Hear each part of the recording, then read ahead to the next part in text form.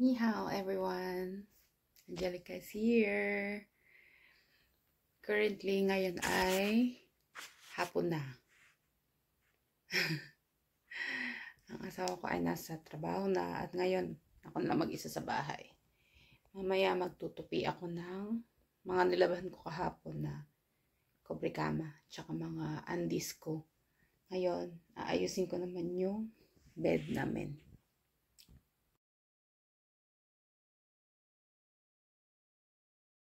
Yan. Okay na yung bed. Okay na yan. Malinis na. Na-sprayan ko na rin siya ng pampabango. Para mabango-bango naman. Okay na yan. Ngayon. Nalagay ko to sa chinelas. Nakalikot. Lagayan na. Chinelas. Yan. Ngayon. Kuha ko ng mga nilabhan. Yan, mga punda. Every week nga pala ako naglalaban ng mga damit, tsaka kobrikama. Every week din ako nagpapalit. Tsaka mga towel. Every week din. Hindi. Parang kobrikama every week. Ang mga towel, kapag feeling ko hindi na siya okay, nagpapalit na agad ako. Pinapalitan ko na agad yung tuwalya namin. Tsaka mga kumot. Cute. Parang tuyo na siya. Parang hindi pa tuyo yung iba. Oh my God. Pala tuyo yung iba. Hindi pa siya halos tuyo kahit na-dry ko na siya. Kaya parang uulitin ko yung pagka-dry. Ayan, ito yung dry ng iba. Parang hindi pa. Tingin ko hindi pa siya tuyong-tuyo. Ayan. Hindi pa siya tuyong-tuyo. Dry. Ayan.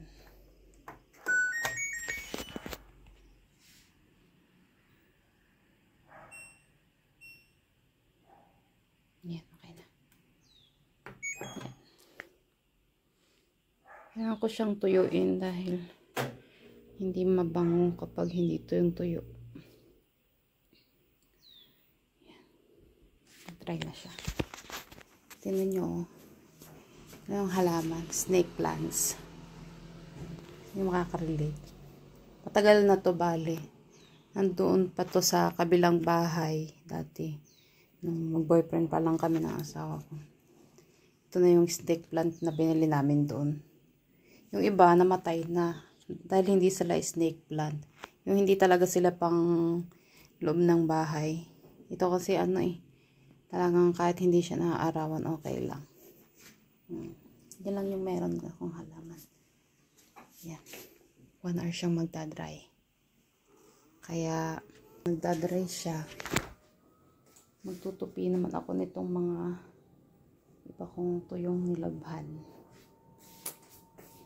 Yan. Inom muna ako ng tubig.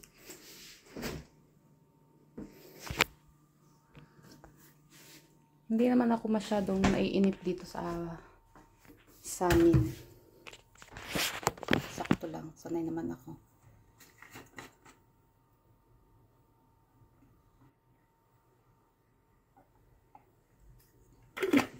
Marami naman akong kinukutkot. Marami naman akong ginagawa na para hindi ako mabore. Hindi ako maboring. Ganun. Hindi ako nawawala ng kinukuting-ting. Hindi ako nawawala ng ginagawa. Ganon.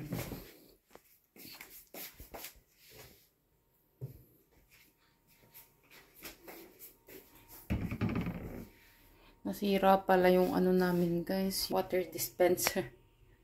Nasira. Bale, siya. Kumukuha kami ng tubig dito sa gripo. Tapos, nilalagay namin siya dyan. Tapos, parang filtered siya. Mas safe daw, inumin yung ganyan tubig eh. Kaso, parang medyo nagloko siya ngayon. Kaya, pag mamaya, hindi pa rin siya okay. Ibabalik namin siya kung saan siya pinili para, ayusin, magawa. Papaayos namin doon kung saan pinili ng asawa ko. Ngayon, magtutupi ako na.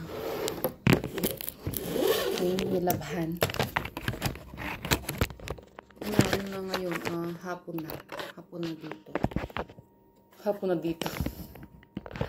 Hapon na ngayon. Ganon. Korea. Magalaw. Yan.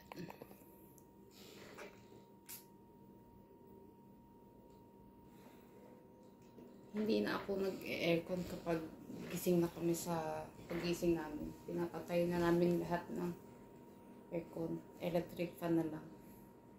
Kung ako lang din naman mag-isa dito, electric fan na lang. Malapit na rin naman lumamig dito sa Taiwan. October na ngayon eh. Siguro mga November. Ganyan. Bago magkatapusan ng October na.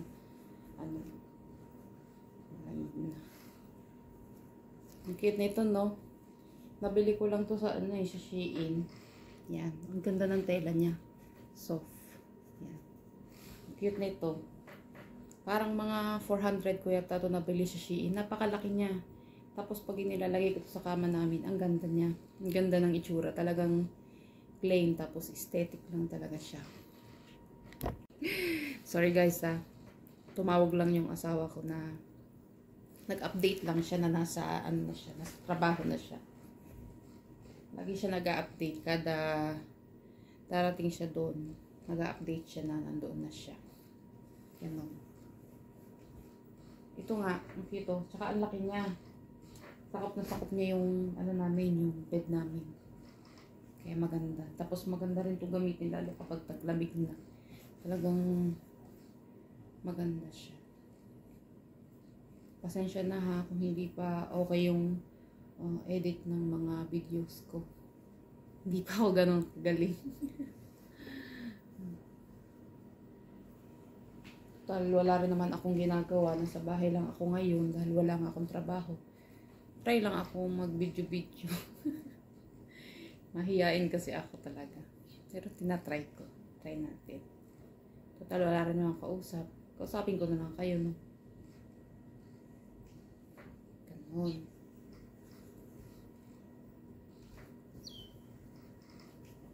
Yan. Ang work nga pala ng asawa ko ay nasa Daling. Ito siya nag-work. Yan. Ganda.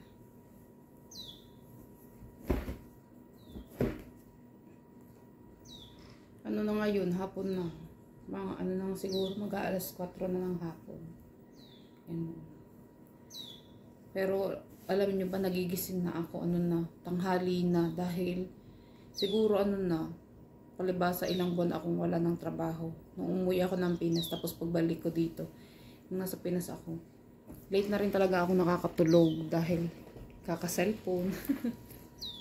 Kakanood ng ganyan, ng mga Netflix, ganyan. Kaya talagang late na ako natutulog. Kaya ngayon, pagbalik ko dito, talagang late na rin ako nakakatulog, ganun. Minsan, pag out pa ng trabaho ng asawa ko, gising pa rin ako noon. Kaya nakakatulog na ako talaga. Umaga na. Kaya tanghali na ako nagigising. Dahil nga syempre wala naman trabaho, ganyan. Pero syempre kapag may trabaho na ako, hindi naman na pwedeng ganun yung tulog ko. No? Kailangan nating matulog ng maaga, lalo kung ang magiging trabaho, oras ng trabaho natin ay pang umaga. Apan, ganyan. Apan dito yung pang umaga. Kasi yung sulit-sulit ko na lang ganun. Dati kasi sa company, yung dati kong company dito, tatlo yung shift namin. A-pan, B-pan, tsaka C-pan. every week shifting kami. Kaya talagang ang hirap talaga ng tulog. Tapos kung kailan makakabawi ka na ng tulog, tapos magpapalit naman ulit ng shift, kaya panibagong adjustment. Kaya yung katawan mo minsan, ang hirap, hindi ka nahihirapan yung katawan mong mag-adjust. Yung malapit ka, yung katawan mo malapit nang mag-adjust. Ibang ano na naman, ibang shift na naman. Nahihirapan ka na naman. Ganun. Tapos nung medyo parang seasonal kasi yung sa company namin dati. May time na parang kumonti yung gawa, ganyan. Nung kasagsagan ng COVID, nawalan kami ng pasok ng 1 month. Ganyan. Pero bago kami nawalan ng 1 month, nawalan kami ng sipan. Ano na lang kami, nag-A-pan tsaka B-pan. Pang umaga tsaka graveyard shift, nawalan kami ng sipan. Tapos, nawalan kami ng pasok ng 1 month. Pero buti na nga lang talaga, maayos yung company namin. Talagang 1 month na walang pasok. 1 month na may sahod, yun ang kagandahan. Tapos after 1 month na wala naming pasok, pagbalik namin sa trabaho, wala na kaming panggabi. Which is pabor sa amin talaga, lalo sa mga kawork namin na mga Taiwanese. Pero dun lang sa line namin, sa line namin. Pero yung ibang, sa buong department namin, kami lang yung A-pan tsaka B-pan dahil yung ibang shift, hindi pwede na wala silang sipan, yung panggabi talaga hanggang umaga. Kami lang bali yung A-pan tsaka B-pan. Dahil umayaw na din yung mga Taiwanese sa amin na magsipan. Pabor din sa amin dahil talagang wala dating halos OT sa company namin. Parang seasonal lang talaga. Nung time na yun, kasagsagan pa ng COVID. Kaya talagang kumonti yung gawa. Ang dami ng trabaho, ang daming tao sa company. Kaya nung nag-A-pan B-pan kami, parang okay na din sa amin dahil parang ganun din yung pagod, ganun lang din yung ano na sahod mo, ganun lang din yung nakukuha mo. Talagang babawi lang talaga sa OT. Hindi naman din ganun kalakihan yung ano mo, yung shifting allowance mo, sakto lang din. Kaya parang okay na lang din sa amin walang sipan. Pero maganda naman yung nangyari. Nagkaroon kami ng OT dahil A-pan B-pan lang. Dalawang shift lang yung magkakapalitan. Kaya nagkakaroon talaga kami ng OT. Nangyari siguro yun nung na ako, for 4 years sa Taiwan, magpa 5 years, ganyan. Nagka-OT ako nun. Kaya bago ako na-indo, na umukay-okay naman, nagka-OT ako. Pero talaga halos 3 years, halos wala ako talagang OT. Sa company ko dito, wala akong OT. Pero thankful naman ako dahil syempre kahit wala naman masyadong OT, talagang malaki yung naitulong sa akin ng company dahil syempre natulungan ko yung pamilya ko sa Pilipinas, ganyan. Tulungan ko yung mga kapatid ko, ganyan. Talagang magtitipid ka lang talaga kapag sabay-sabay. Alam nyo ba, kahit nung wala akong OT nun, talagang napagsabay-sabay ko, talagang wala halos akong natitira sa sahod ko. Nung unang mga taon ko dito, syempre, every year tumataas ang sahod sa Taiwan. Nung time na tumating kami dito, 2018, magkano lang ang sahod noon? Parang 21,000 something, ganyan. May kaltas pa kami noon, may broker pa kami binabayaran, may dorm, may tax. Kaya talagang wala talaga sa titira sa akin. Tapos nung nag-Taiwan kasi ako, nangutang ako sa lending. Dahil hindi ako talaga nangutang sa mga kamag-anak. Talagang sariling sikap ko talaga. Dahil habang nag-a-apply ako nun pa Taiwan, tatrabaho ako. Tapos nag-a-apply ako papunta dito, ganyan. Tapos, nung paalis na ako, di syempre kailangan ng placement fee. Nangutang na ako sa lending. Tapos yung kinuha kong perang yun, doon ko na din yung kinuha yung mga pambili ko ng gamit papunta dito. Talagang budget na budget. Kaya ang binili ko talagang mga gamit, napakamumura. Talagang budget lang. Ultimo damit, halos parang hindi ako bumili yata. Ang maleta ko, napakamura. Kaya pagdating pa lang na dito sa Taoyuan, sa airport, pilay na yung maleta ko. Pilay na. Dahil mumurahin nga lang. Dahil, syempre, yung nakabudget lang talaga yung pera. Ganun. Tapos, yun nga, yung sahod ko nga, 21 lang. Tapos, maraming kaltas. Di parang, nun sa company namin, may policy na may kinakaltas silang 5,000 Dahil parang iniipon nila para pag ano namin, nakukuha namin yun. Inong time na yung kinakaltas nila yung 5,000. Tapos after ilang months yata, pwede mo nang sabihin na hindi ka na magpapakaltas ng 5,000. Pwedeng 2,000 na lang. Pero makukuha mo din naman yung perang yun. Parang ipon mo, ganun. Eh di syempre 5,000, di magkano na lang ang natitira. Napakaliit. Nagbabayad ako ng lending. Nagpapadala ako sa amin. Talaga as in walang natitira. Ang natitira lang sa akin nun mga 500 lang. Eh magkano ang shampoo? Magko-conditioner pa ako. Eh ang nangyayari, nangungutang ako sa karum ko, ganyan. Nangungutang ako, tapos yun ang idadagdag ko sa budget ko. Kaya laging ang mga inuulam ko, delata. Tapos sa company, buti na lang. Pwede kang magswaka ng pagkain mo. Pwede kang umutang, ganun. Kaya ganun ang ginagawa ko. Yung ganun lagi ang routine. Pag mga ano na, talagang wala halos natitira. Talagang said, talagang ubos. Yun lang naman, parang thankful pa rin naman ako sa company dahil syempre nakaraos talagang sabi nila sa mga unang taon mo talaga dito, kahit siguro sa ibang mga bansa pa, hindi lang sa Taiwan, talagang maninibago ka pa, talagang marami pang adjustment, marami pang hindi ka pa agad makakabangon, hindi ka pa sa unang taon mo, hindi ka agad makakaipon, ganun. Yun lang, parang ano lang. Parang pag nababalikan ko lang yun, parang galing. Nakayanan mo, nadaanan mo yung galing mo. Diba? Ang dami ko nang kumundo sa inyo. Nagtupi lang naman ako ng mga damit. Wala akong makausap eh. Linis-linis lang ganyan. Ayun, lalagay ko na to sa loob. Wait lang.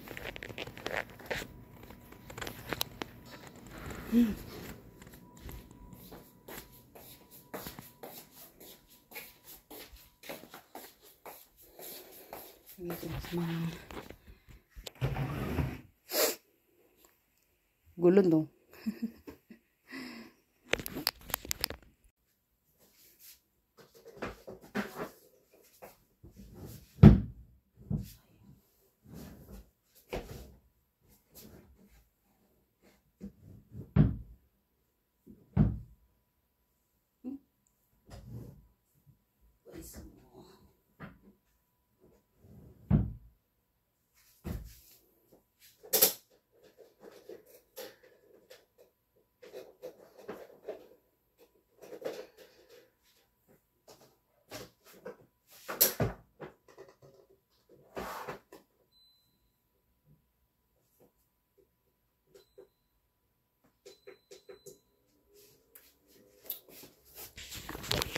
Yung itsura sa labas namin, guys. Yan.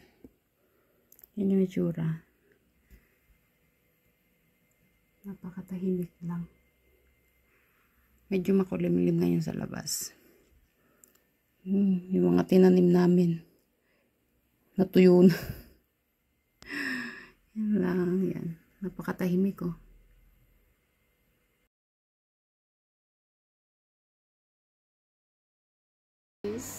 Samahan nyo, maghuhugas naman ako ngayon ng plato. Konti lang naman.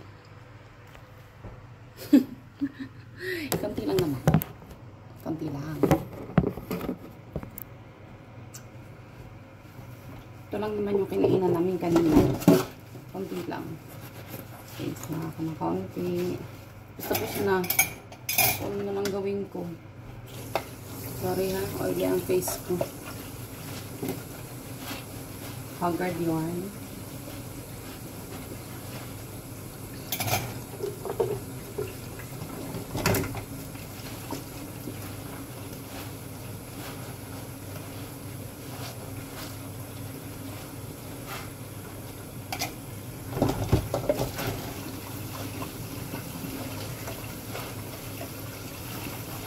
Medyo mainit pa din ngayon, no? Mainit pa din. Ito pa lang yung ginawa ko.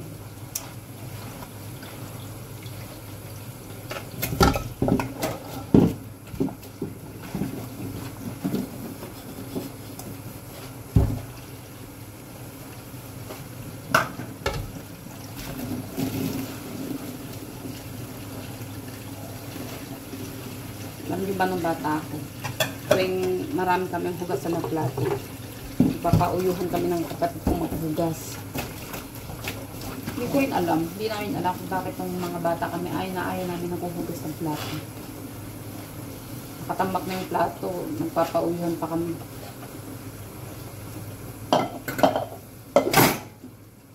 Pero ngayon parang okay lang naman. Pero kailangan mong hugasan, pinainan mo. Wala lang, na-open up ko lang. Saka dati nung mga bata kami, di ba ngayon ang dishwashing, ang panghugas natin sa plato, mga dishwashing yung mga liquid. Kami noon, sabong panlaba, ganyan. Tapos ang sponge namin, yung mga damit na hindi na ginagamit. Tapos ginugupit-gupit namin, gano'n. Tapos ang sabon namin, baretang sabon. Tapos kailangan pa namin siyang tipirin, kailangan namin tunawin sa tubig. Kaya siyempre, parang hindi pa naman uso lagi. Hindi talaga uso ang mga dishwashing na. Ewan ko lang din, baka hindi lang namin alam. Siyempre, hindi naman kami mayaman. Wala lang.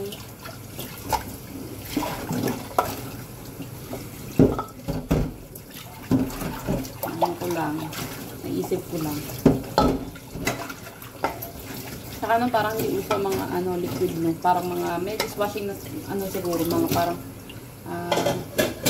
mga dikuskus, hindi siya liquid na mga nakabote, mga nasa parang mga ganito siyang lagayan, bilog. Ngayon, puro mga liquid na yung mga panghugas.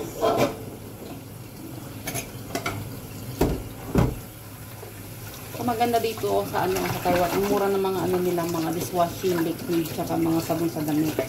Mga mura lang.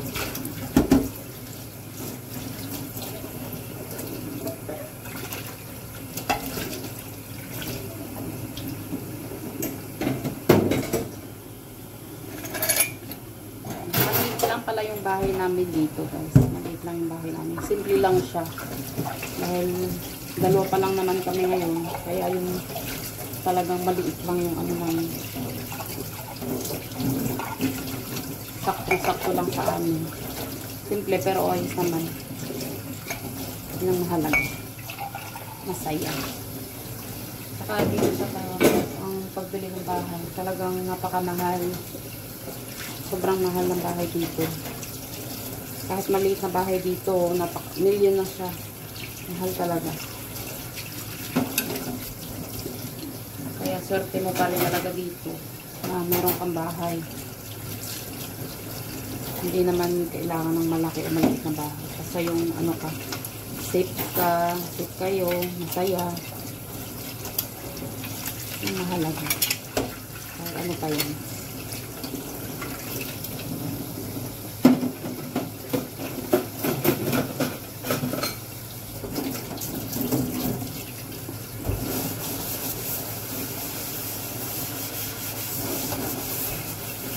Ang konti, ganyan.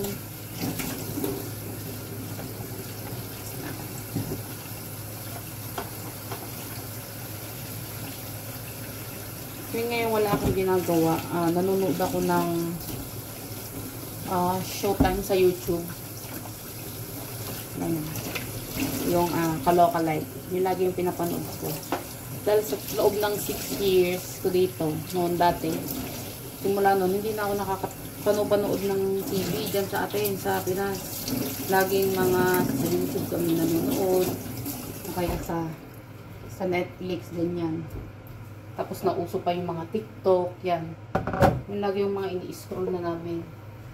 Hindi na kami masyado hindi ko na nga alam yung ibang mga palabas dati dyan sa atin. Ano. Hindi ko na nga naisip na nag-end na pala ang Probinsyano ni Cardo. Sobrang tagal ng Probinsyano.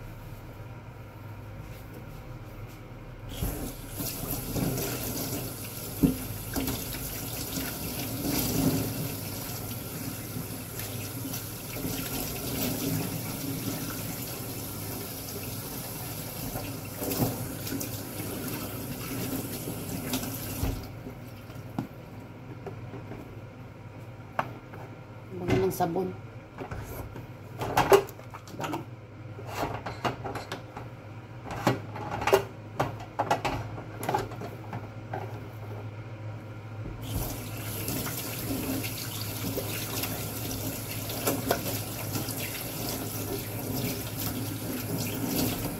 Alam niyo ba, nag-try kami bumili ng pang-diet na kanin. Dahil nagtatabaan talaga kami. Lalo ako, ang taba ko. Kita naman. Kita niyo naman, taba ko. Nag-try kami bumili ng ng pang-diet na kanin. Tinry kong isain kanina. Hindi ko talaga siya makain. Mas gusto ko talaga ang white rice. Mas nasanay talaga ako sa white rice, guys. Kaya ngayon, nagugutom na ako dahil ang kinain ko lang na black rice. Kaunti lang. Mas gusto ko talaga ang white rice. Ay, dry. 31 minutes. Okay. Hello guys, I'm back. Currently, ngayon ay, 4:45 na ng hapon. Napanood ko yung, performance ni Lisa sa YouTube, sa Victoria's Secret. Ang galing niya talaga. Idol na idol ko talaga siya. Ang galing-galing niya. Kahit binaba siya ng iba na, lip sync lang. Pero ang galing niya. Ang galing talaga niya sumayaw, ganun. Tapos ang sexy niya. Ang ganda ng katawan niya talaga. Pupunta nga siya ngayong November dito sa Taiwan eh. Kaso hindi ako makakapunta. Char! Siyempre, hindi natin kaya pumunta, guys. Hindi pwede. Wala sa plano. Pero gusto kong, sana one day, dati, pumunta ang Blackpink sa Taiwan, sa Kaohsiung. Nung time na yun, may plano na ako magbakasyon. Siyempre, unahin ko, bakasyon sa Pinas o ticket ng Blackpink. Siyempre, bakasyon sa Pinas. Ano naman.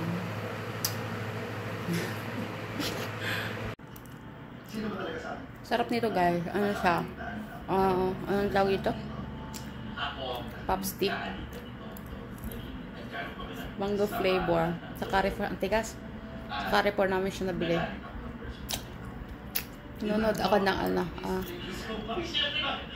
vlog ng Dex Battalion. Ang panay-panay kasi nila eh. Lagi ko silang pinapanood dahil ang panay-panay nila. Nood lang ako, guys. Hello guys. Ngayon nagluluto ako ng aking hapunan. Ang hapunan ay cheese ramen. Tapos naglaga ako ng 2 itlog. Lagay ko siya sa yelo para yung loob niya hindi siya overcook yung egg yolk. 3 minutes ko lang luto itong noodles. Tapos okay na. Stir fry ramen.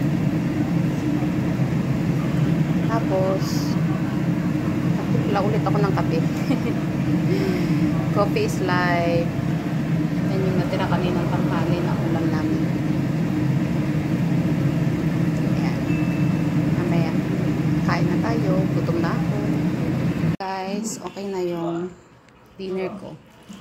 Cheese ramen na may 2 boiled egg. Perfect. Tapos kape. Coffee is life. Tapos nanonood ako ng vlog ng Dex Battalion. First time ko itatry itong cheese ramen. Dahil kadalasan ang kinakain ko yung jajangmyeon. Yung mayroong black sauce. Bali first time ko ito itatry. Tingnan natin kung masarap.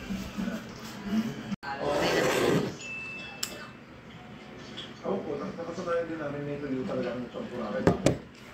Magsarap ng champurado ka lang. Magkano itong champurado? 10 piso? Ewan ko lang John, magkano ba yung champurado? Ano mo ba tingin sila? Ang mahal naman. 150 ng pera. May konti rin siyang chili. Alam mo, dapat... Gusto ko mahilig sa maanghang. Oo, kasi may chocolate siya.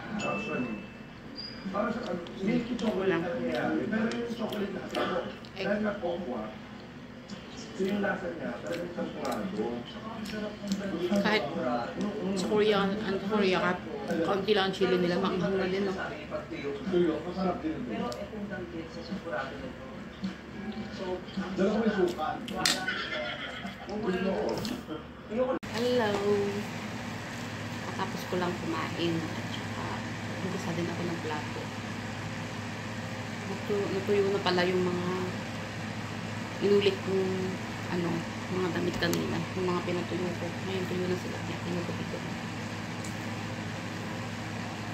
Ay, busog na busog ako.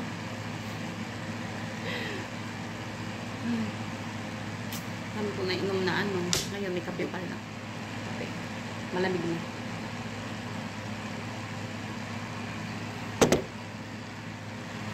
Ang init pa rin. Ang init.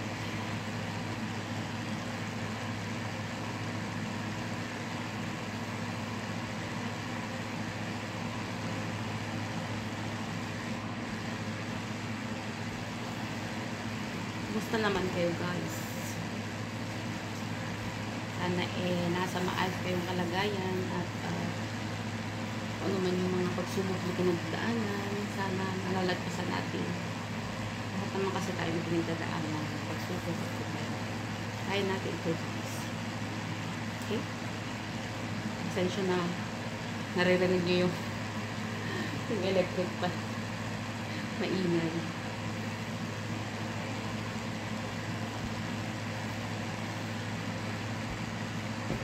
Tapos mamaya gagawin pa rin ako. Puputi-kuting-ting ako sa kwarto. Ano pwede mo? Ngayon guys, ay na 6:27 na ng gabi. Bilis ng oras, no? Bilis na ng araw ngayon, parang lumilipas na. Saglit lang ang mga araw. Hindi natin namamalayan 2025 na.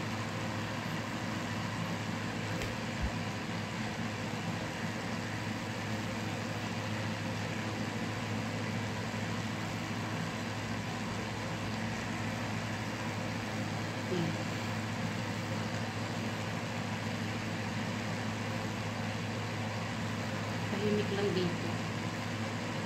Kahit may mga kapitbahay ka dito, hindi mo maririnig maingay. Talagang pag nasa loob ka lang ng bahay, talagang may sarili ka lang talagang mundo. Nagpakilamanan ng mga tao. Init.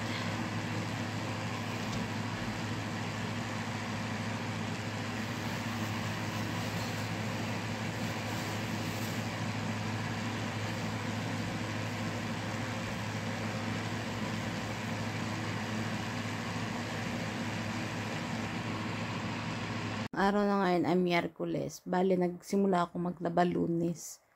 Dahil damit at saka mga kobre kama. Hindi ko siya pinagsasama-samang labahan dahil syempre, alam mo na, iba yung dumi ng damit tsaka ng mga kobre kama. Tapos mga underwear.